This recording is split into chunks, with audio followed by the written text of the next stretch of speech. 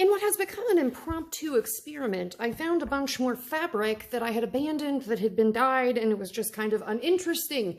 And I found that in the back of the fridge in a vegetable drawer. So I have just kind of arbitrarily tied these like a tie-dye. I don't even know that any of them is actually shibori except this one, because that was actually a pretty cool piece of fabric. But we're going to throw these in the Indifo, as we're calling it, and just see if we can use up some of that dye and not waste it. It was like $5, but at this point, I can only assume what insane chemicals are in there to make it this strong.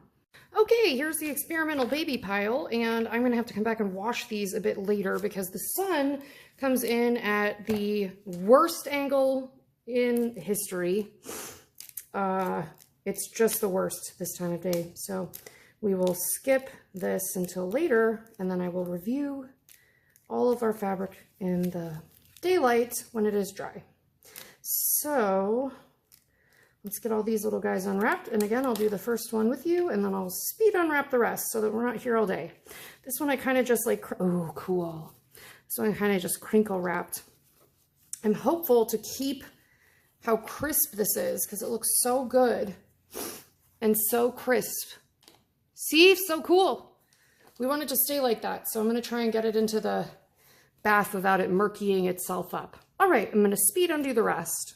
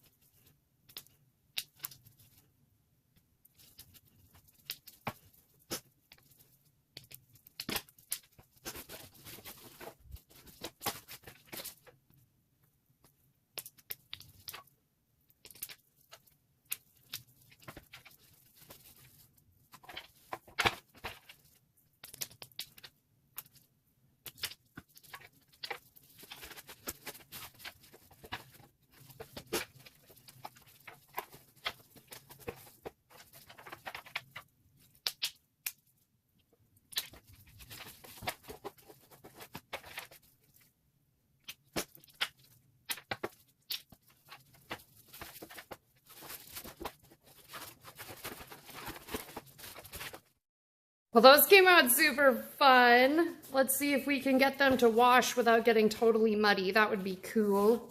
I'm hopeful that these will wash without getting as muddy because there technically was less dye. But then when you see the silk uptaking it like this and it looks like straight up indigo, I get a little more scared. Anyway, we will get these all laundered up. Hopefully the horrible sunbeam will stop. Okay, before all my natural light disappears, this is one of our, like, junky random throwaway ones. Look at how magical it is, and look at how cool that is. You could make some really cool stuff, like intentionally crunkling that up and, like, making it look like it was tied. But I think this looks great, and I'm going to use it, I don't know, I'm going to sashiko all over it. Love it. Let's look at the other ones. And here's the long, crazy, strippy ones. Look how great these look. This one is loquat. I think these were dye blankets.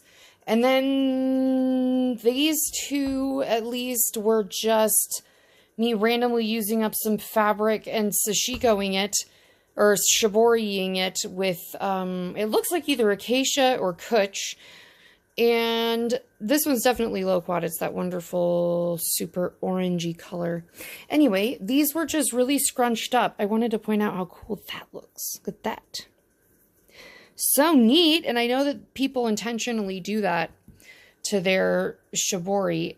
I think it's a pretty good mimic of indigo, and it penetrated in a really neat way. Okay, and then we have one more pile to look at. Okay, and here's the last four in natural light. Now, what I will say is, these two are the silk noil, or noil, however they say it. I still don't know.